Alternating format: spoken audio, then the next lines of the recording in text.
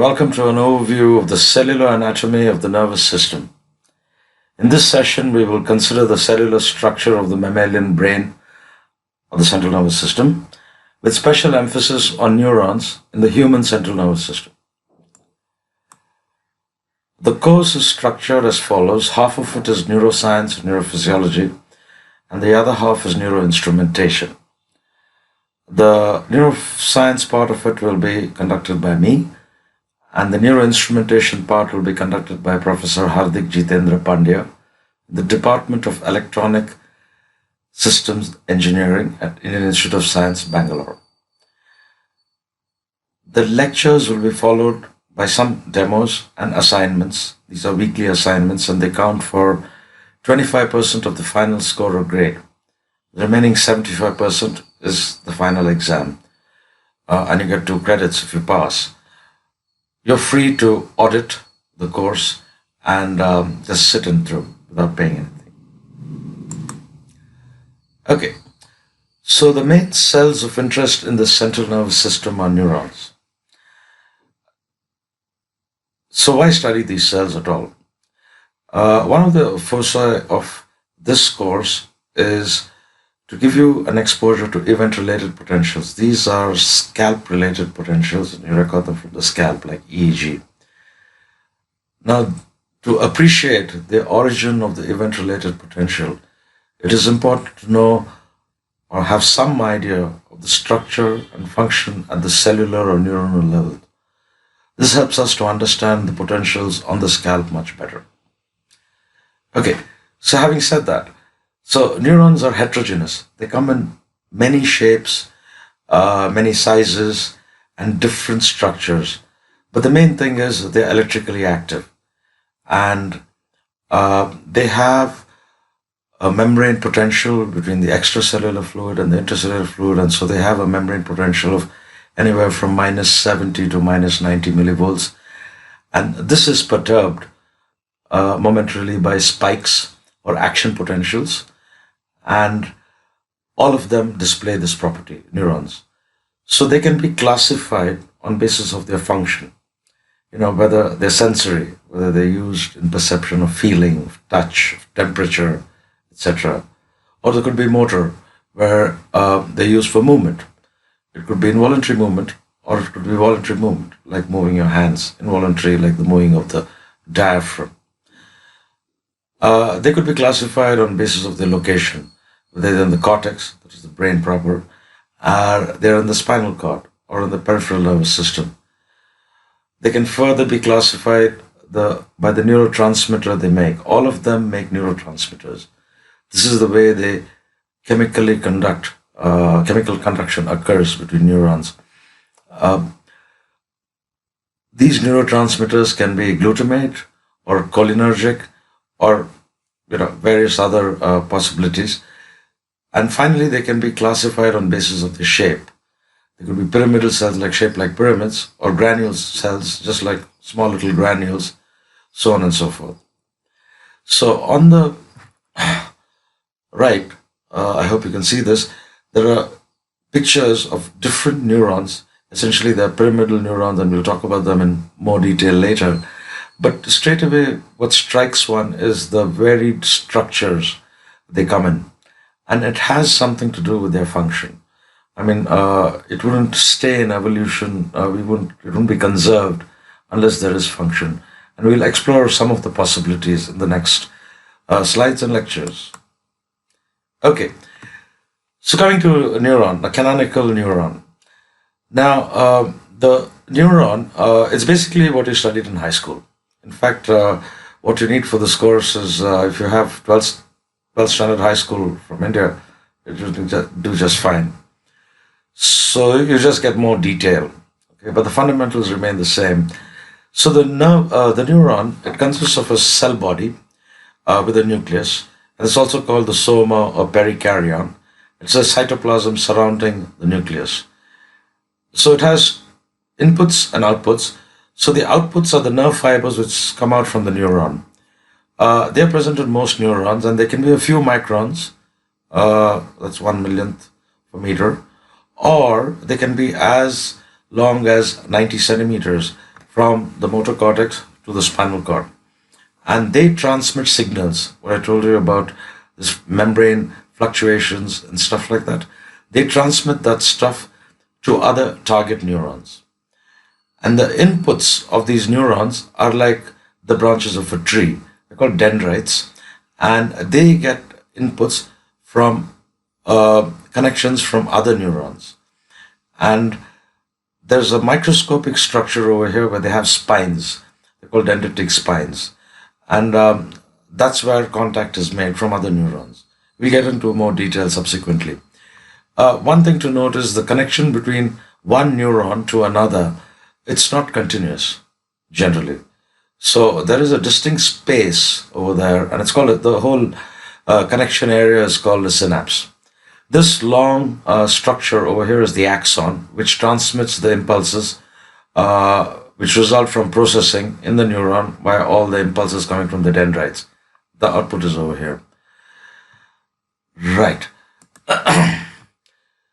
Now, we will get into some cellular details about the axon and the subcellular structures in the axon. But the most important structure in the neuron is the cell membrane. As I mentioned briefly earlier, there's an extracellular space. Okay, that's basically seawater, really. A lot of sodium, a lot of fluoride. And then there's an intracellular space, the cytosol. And you have this membrane. This is a piece of the cell membrane of a cell. And you have this membrane. And between these two sides, there is this voltage. Okay. The structure of this is made up of phospholipids. So typically you have a hydrophilic head and a hydrophobic tail. Now, so this is hydrophilic head, so the head is outside, so it's in contact with water. All the lipids, the hydrophobic tail, it's basically lipids, fats. That's in between. And then you have another hydrophilic head over here. Now, floating, and it's a very mobile, moving kind of a structure. It's not rigid. So floating in the lipid membrane are ionic channels. It's best to visualize them like icebergs, floating in the Arctic Sea. And these also are not fixed. They move around. And these are studded in the cell membrane. And they allow ions to to transfer from outside to inside and from inside to outside to maintain the cellular concentrations of the cytosol, that is the intracellular fluid, and in relationship to the extracellular fluid. So, as I mentioned, there is a minus 60 millivolt potential across the cell membrane, and this is generated by the differing compositions of the intracellular and extracellular fluid. And the membrane is also permeable, semi-permeable. It's semi-permeable to certain ions. We shall see, get into more detail subsequently. Okay, now coming back to the neuron, the shape and the size. Now, they vary vastly depending on the anatomical position they are in the brain. For example, in the cerebellum, and we will get into details, in the next course of the microscopic anatomy of the brain. You have cells, neurons, which are as small as 5 mu, or 5 microns. They're called granule cells. And then there's another place in the brain called the primary motor area, the primary motor cortex. And there you have some of the largest cells, pyramidal cells in the brain. They easily reach 100 mu, and it could be 120 mu. Very, very big. These scales are different. Okay, so you have a wide variety in size. And you also have wide varieties in shapes. If you look on the left, on the right over here, basically in the brain, just to give you a quick overview, preview of what I'm going to talk in the macroscopic brain. This is the human brain. And if you take a section like this, okay, and you look at it, there is a central white area. It's called the white matter, and those are all the nerve fibers. And it is surrounded by a gray area, the gray matter. And this is where the neurons and all the different brain cells pretty much are located.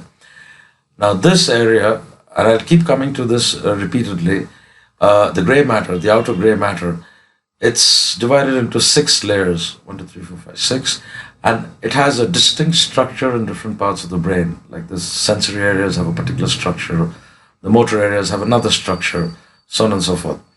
And you see the varieties of different shapes of the neurons and the different dendrites over here, to give you an idea. And they're named very evocatively after their shape. Like you have basket cells, and you have chandelier cells, and then you have bipolar cells, which just two, axons coming. So the cells also, the neuronal types can generally be divided into a bipolar neuron where it has two distinct processes coming out at either ends, or it could be unipolar, which then divides, or it could be multipolar, where you have a single axon giving multiple branches, or it could be a pyramidal cell, which has a distinct apical tuft and a basal tuft, and we'll get into that. Now, moving on to the microscopic structure of neurons. This is actually not really relevant to the electrophysiology that much, but for two reasons I've included it. One is that there is a continuity from what you've studied in your last biology courses to this. And the other thing is there is stuff which happens over here just as regular cells, secretory cells, cells which are not neurons but which do other things, like secrete hormones or enzymes, so on and so forth. And the neurons are similar, to cells that way. They have a very similar structure with some distinct differences. So you have a cell membrane. We just talked about that. All cells have that, though they don't have those floating icebergs of sodium channels and semi-permeable properties.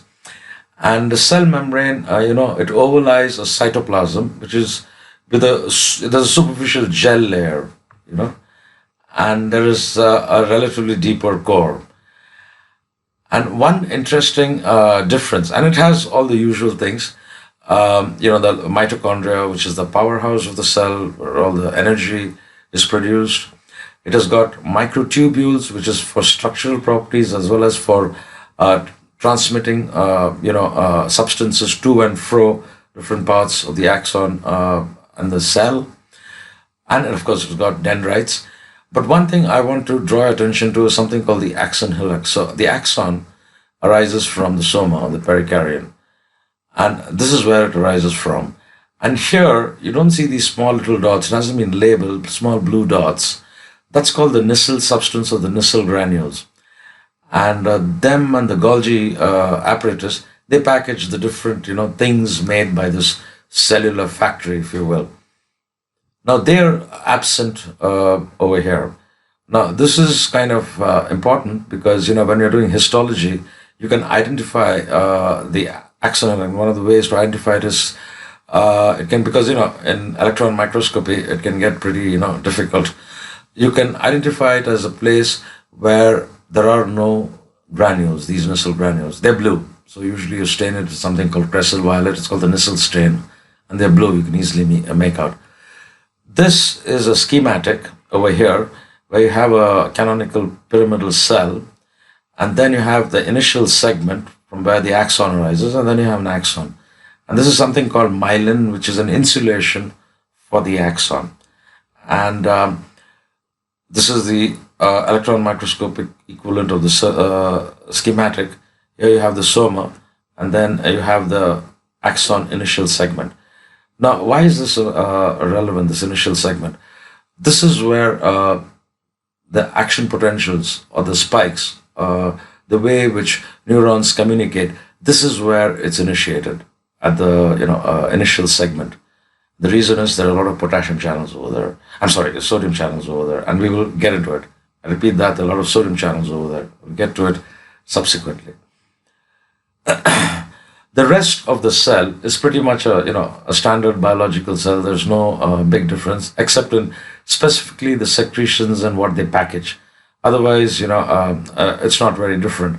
The difference in neurons is this whole electrical activity, its inherent electrical properties. Okay, we mentioned, let me go back. After this, you see this myelin over here. Now, this myelin, it's the insulation. It's like an insulation for your electrical wire. Slightly different, but same principle. it is separated from other myelin areas by a node, a place where there is no myelin. It's called a node of Ranvier. And these are the electron microscopic photographs of axons. So this is the central part of the axon, that place which arises from the initial segment and goes and transmits information to other neurons. So there are microtubules over here which are needed to transport stuff. There is mitochondria over there because you need some energy over there. But you'll notice there is no cellular apparatus of the nucleus or endoplasmic reticulum or Golgi, or thing like that. And over here you have a photograph right here. It's a little difficult to see, it's faint. But this is a myelinated axon, and this is an unmyelinated axon where there's no myelin. It's just kind of the naked cell membrane, the phospholipid cell membrane. Okay, just in contrast. Now, which the axons don't produce this. So this myelin sheath is produced by the Schwann cells. It's a name of a cell in the peripheral nervous system, or in the central nervous system by a particular cell called oligodendrocytes, another name. So you will see the importance of the myelination subsequently. So how does it happen? So all cells have that, that phospholipid membrane we talked about earlier, of the hydrophilic heads and tails. So one cell just takes its membrane and wraps it around an axon during development. And as it keeps wrapping it around, you have this double layers, which by virtue of the wrapping provide electrical insulation. So each cell, a Schwann cell in the peripheral system, will wrap up one, area. And in between two areas, as I mentioned in the previous slide, is the node of Ranvier. Okay. Again, this is a place where there are a lot of sodium channels. Okay. So this is a canonical, a sketch of a neuron, and the axon conducts the impulses or the electrical activity of the soma downstream, and this is how it looks. You have the membrane potential and there's a deflection, and then it comes back to baseline. We will explore this in very great detail in subsequent sessions, but this is just to give you an idea that, while this impulse is being transmitted, the myelin sheath, affords electrical insulation and makes it very efficient. And one thing to bear in mind is that in some diseases, the myelin sheath can break down. And the classic disease where it happens, demyelinating diseases, multiple sclerosis, where you can have sudden loss of different sensations. While we're in the zone, let's talk about axonal transport. We will be focusing on electrical activity, but it's good to know some of the underlying physiology which is happening, in the axon. So basically, you need two things. One is, I mentioned about neurotransmitters. It's got to be made and transmitted right till the synapse. And the secondly, you have the neuronal structure itself. It undergoes wear and tear. So, there are elements of it which have to be replaced. So all this secretory stuff and making, structural stuff is done in the cell body. And then it's all packaged into vesicles. And then there's actually a trolley kind of a system which takes it right till the end, till the synapse. And you have two kinds of transport, stuff which is going outward from the neuronal cell. Okay, from here it gets made and goes outside. So this is called slow centrifugal transport. It's about 1 millimeter a day, and it carries protein components for axonal growth and regeneration. You also have a fast centrifugal transport, 10 to 20 centimeters a day, which carry enzymes to regenerate neurotransmitters. That needs to be done quicker. Besides this movement from the soma to the synapse, there is also reverse movement, centripetal movement towards the cell body. And it's a common thing used by pathway used by toxins, for example, tetanus toxin, or neurotropic viruses, for example, the coronavirus, to spread to the central nervous system. Um, this process, requires energy, and anything which poisons or blocks the energy production, at a very fundamental level, ATP, ADP, that level, we need free phosphate.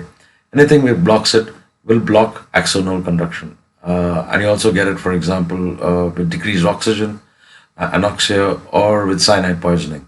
That blocks the soul transport system, and the axon and subsequently the neuron begin to die. Okay, we have a small historical digression. So there was a lot of controversy about 100 years ago on how neurons actually communicated. One school of thought at that time was it was a continuous flow from one axon, a sheet, with no breaks in between, and that's how they communicated. But there was this really brilliant anatomist, Santiago Ramon y Cajal from Spain, who did a lot of path-breaking stuff on neuroanatomy, and in fact he won the Nobel Prize for it. And some of his drawings and are still unrivaled, for the kind of detail they brought. And neurophysiologists finally had structural correlates of the central nervous system to work with. And they found out that, specifically Cajal, that in between axons, there is this thing called the synapse. It was named by a classic scholar from Cambridge, and it means that you have contiguity, okay? So there is contiguity, it's contiguous to each other, but there's no actual physical continuity. There is a distinct break over there.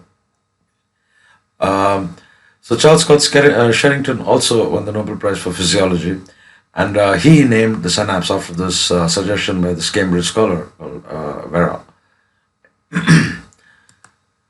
So, exchange of information between neurons occurs mainly via synapses, and the synapses are chemical. I'll explain that in a minute. There are another kind of synapses where it's electrical. They are very few.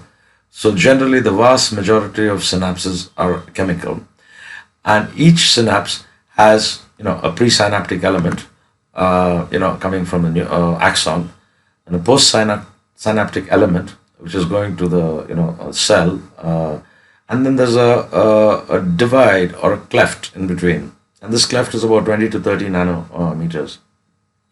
So there's a presynaptic element, there's a cleft, there's a postsynaptic element. So how does information get transferred?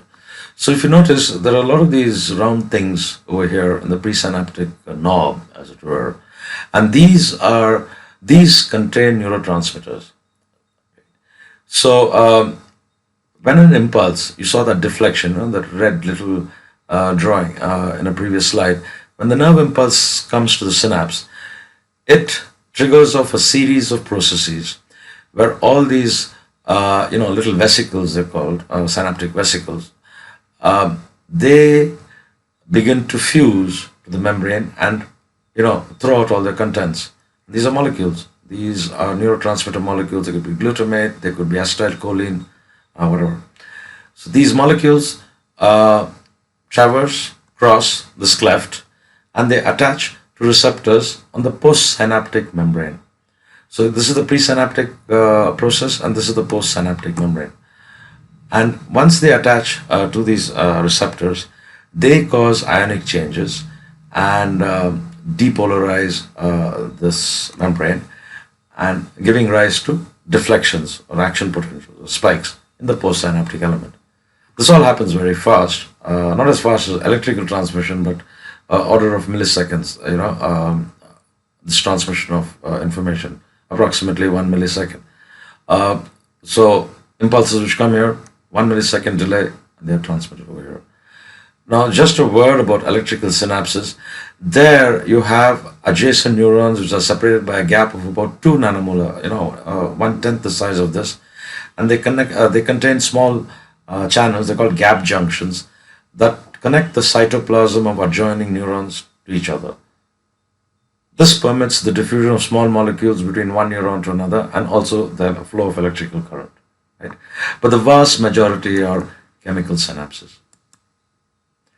So they can be divided on basis of their structure or morphology into type 1 and type 2 synapses.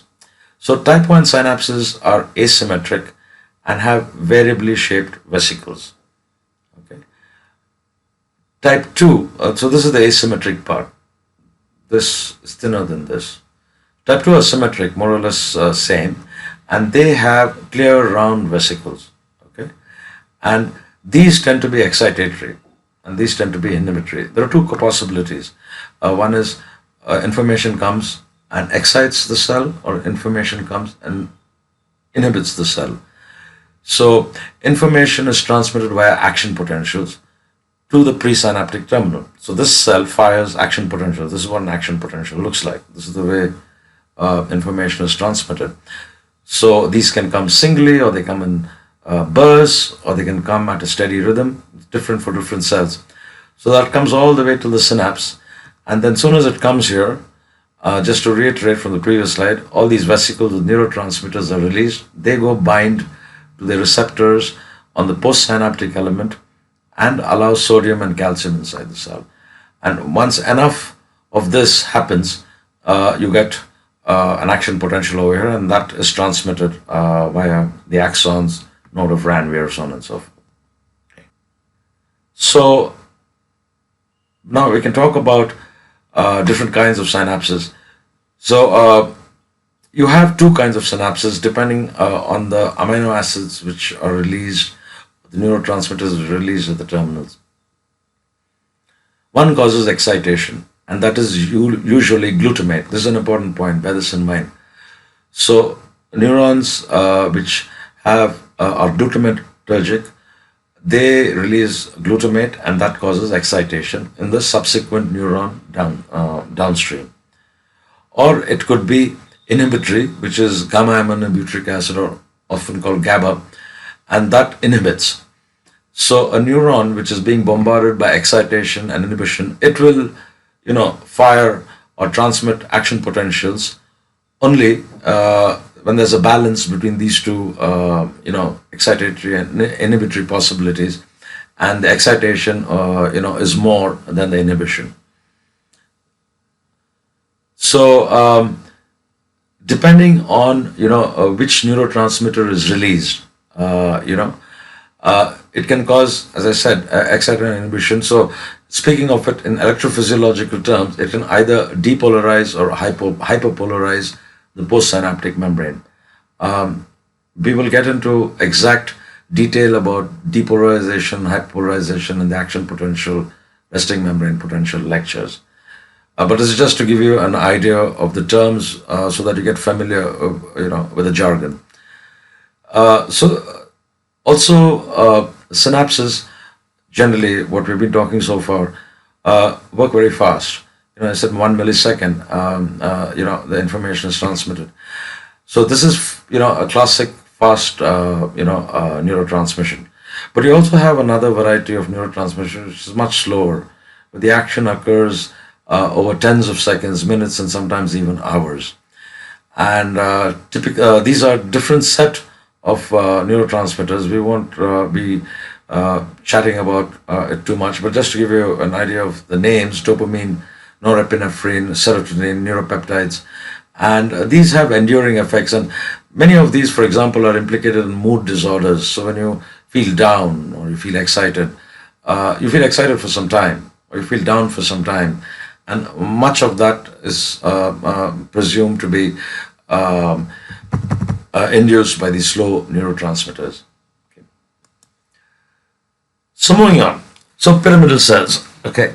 So these are the most common excitatory cells in the cortex. The cortex is the brain for now. So they are highly conserved in evolution, which means they're present in birds, fishes, reptiles, and all mammals. And when something is conserved in evolution, it means that it's significant. If it's if something is, and it's functional. If you don't use something, then in evolution it dies out. Okay. Okay, it's not used. So this suggests that pyramidal cells play a crucial role in brain, function, especially higher mental function like cognition. So they vary greatly in shape, size, and their dendrites, their branching-like structure. But they all have some fundamental things in common. They have apical dendrites. These branches. You should think of a tree or a plant. So you have a stem, and then you have these apical dendrites like branches, and then you have roots. And you have one guy called the axon, and it's like a taproot. You can barely see it over here. Sometimes it's not prominent, but most pyramidal cells have this canonical structure, where you have these apical dendrites, and you have a cell body, and then you have a basal dendrites. So the apical dendrites arise from the apex of the pyramidal cell. This is the canonical pyramidal cell circuit. So these are the apical dendrites. And the basal dendrites arise from the base. So the apical dendrites and the basal dendrites. And then the axon takes all this information and transmits it to via synaptic circuits to other axons. Okay. So this branching, allows it to. There's a lot of branching, and this branching allows it to increase its surface area majorly. And also a single neuron can connect with thousands of other neurons, forming a network. So, coming a little more, detail of dendritic size and spines. So these dendrites, they can, in diameter, they can be a few microns, or they can be, in diameter, those are the largest ones, or they can be much smaller to half a micron. And what is the spread? So the linear distance of a dendritic tree, how big is it? So it's about 1/5 of a millimeter to about 1 millimeter, and that's pretty vast compared to the size of the actual cell. And again, this extensive branching increases the total dendritic length of a single neuron to centimeters. Now, all these dendrites are studded with something, small protuberances called dendritic spines. So these are the postsynaptic. Remember we talked about presynaptic, synapses, and postsynaptic. So these are the postsynaptic structures at most excitatory synaptic inputs. So in fact, if you can count the number of dendritic spines, you can get a lower level estimate for the number of excitatory synapses on the cell of a single pyramidal neuron. Now, why is this important? Now, this is important, both the dendrites and the spines, because a lot of computation occurs over here. When I say computation, I mean it in a very,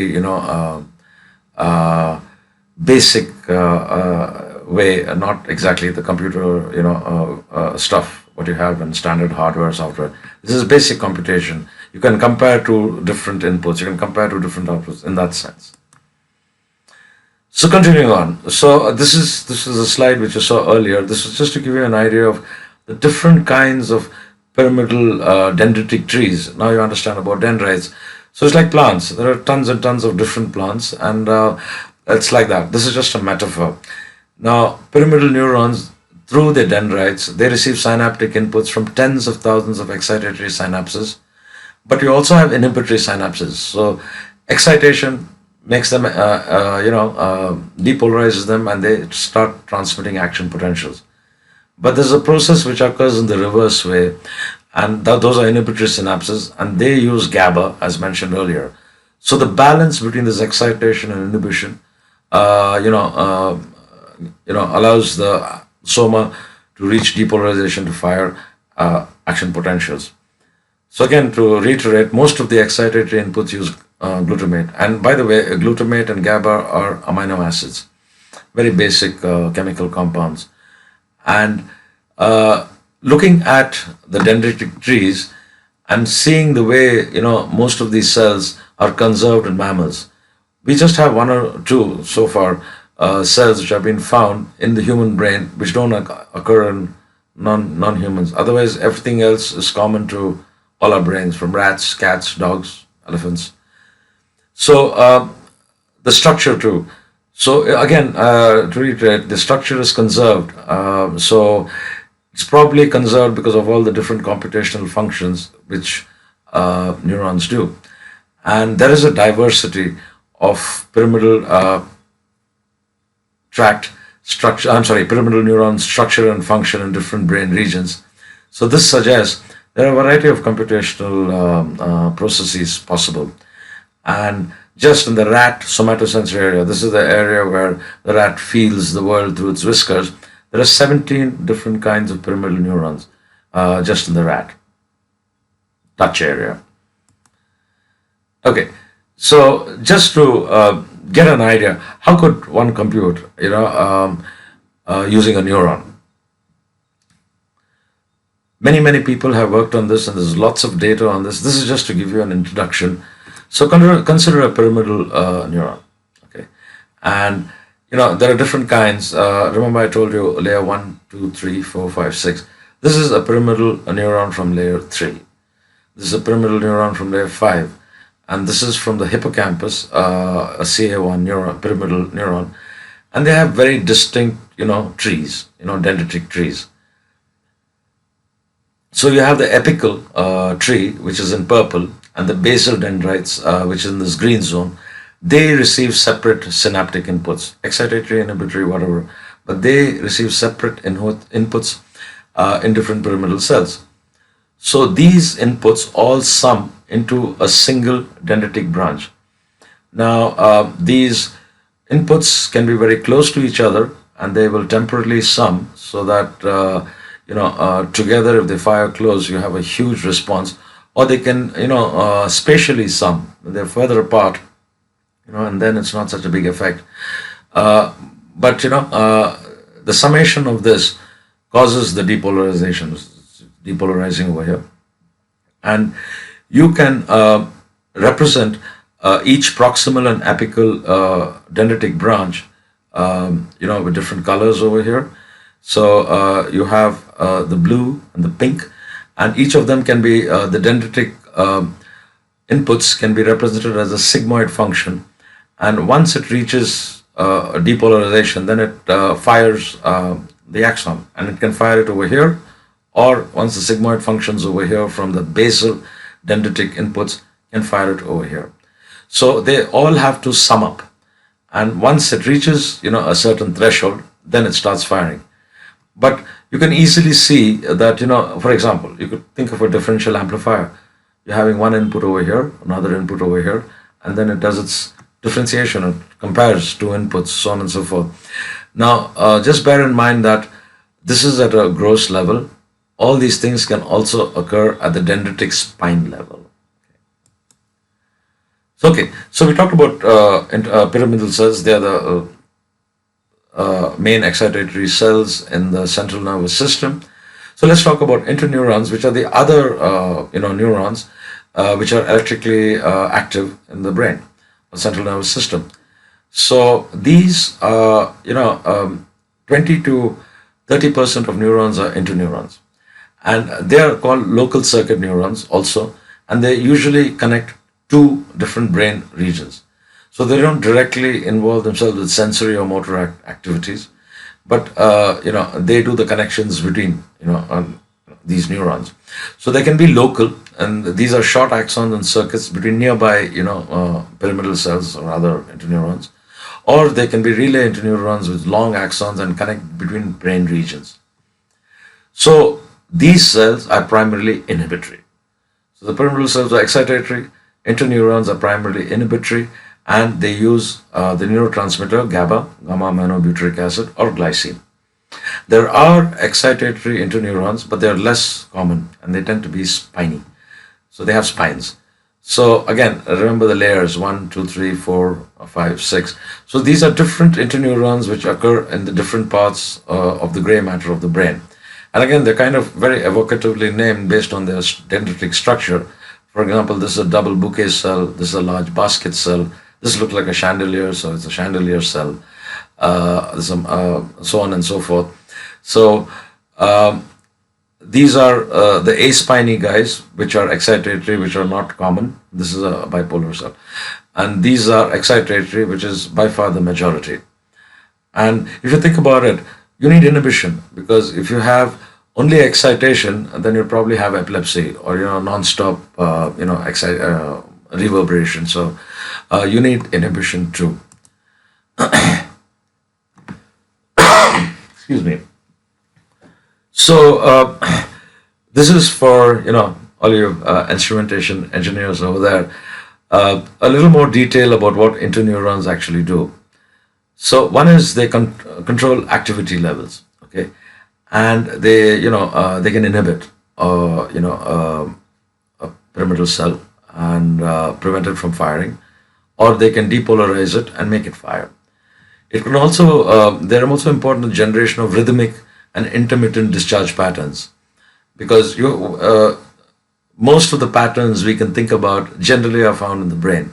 The ways neuron fires, whether it fires in bursts, whether it fires rapidly and adapts, whether it fires slowly, all these things have generally been seen in different parts of the brain. So interneurons are very important for that. And finally, gating and gain control, okay, of excitatory inputs, so that you don't have runaway excitation. Again, if you have runaway excitation, you get epilepsy. Okay. So the inhibition it does is of two kinds. You have a feed-forward inhibition or a feedback inhibition. So feed-forward inhibition, the source of the interneuron, the interneuron is excited, but it's excited by a neuron from outside, an external neuron. Now, feedback inhibition is the source of the input to the interneuron is also its target, So here, if you look at the schematic, just briefly, the black color represents the excitatory pyramidal cell. The purple and the blue represent feedback and feed forward in inhibitory neurons. So purple is feed forward. This is purple. So you can see that it's getting input from an external neuron, and then it inhibits the pyramidal cell. And this is the feedback guy. And it inhibits the pyramidal cell, but it also receives input from the pyramidal cell. So these are the two main kinds of inhibition the interneuron does. And a balance of this plus and minus inputs tells the sets the threshold for the pyramidal cell to fire action potentials and communicate with other neurons. Okay. So this is a fundamental concept, feed forward and feedback inhibition. And remember, excitation is done by glutamate, and that is from the pyramidal neurons, and inhibition is from interneurons, and they use a GABA or glycine. Okay, so now I want to do a small digression and talk about the neocortex, the human neocortex. So this is the brain, the human brain. Now consider taking a section like this, a slice, and then looking at it, from the cut side. So it has gray matter on the outside, and it has white matter on the inside. The white matter is all the nerve fibers which transmit information from one part of the brain to another. But we are interested more in the gray for now. And as I mentioned, there are 6 layers, 1, 2, 3, 4, 5, 6. And generally layer 4 is the granular layer, because the cells look like granules over there. And because of that, it's easier instead of layer 1, 2, 3. We talk of the granular layer, and we have the supragranular, infragranular layer. Okay. Now this is the same section, but we have used different stains. Here we use the Golgi stain, and it was created by Emilio Golgi, and it's a silver stain. It's a very interesting stain. It just stains 1 to 2% of the target cells. So actually, the density is 99 times more than what you see over here. But whatever it stains completely. So you see the whole structure. So you see the full cell body and the dendritic structure. The Nissl stain only stains the cell bodies principally. And there's another thing called the Vigat stain, which stains all the microfilaments and fibers and stuff. So you see there's a distinct structure over here. And this 6-layered structure is conserved in evolution, so all mammals generally have it, all the higher mammals anyway. And in 1957, Vernon Mountcastle, one of the greatest neurophysiologists of his generation, he proposed the columnar hypothesis And he based his hypothesis on recordings from the touch area of awake monkeys. And he proposed that besides these 6 layers, there's also a vertical organizing principle in the cortical columns, and it's about 300 mu in diameter, one third of a millimeter in diameter, and has a specific kind of structure and function. And it's conserved in mammals right through. So just like the horizontal layering, this vertical layering is conserved. And we still don't know, whether this applies across the entire neocortex, and these are modular and repetitive, and or they can be, changing. They can do different things with different inputs. A lot of research is going on, but this is the fundamental computing unit of the neocortex.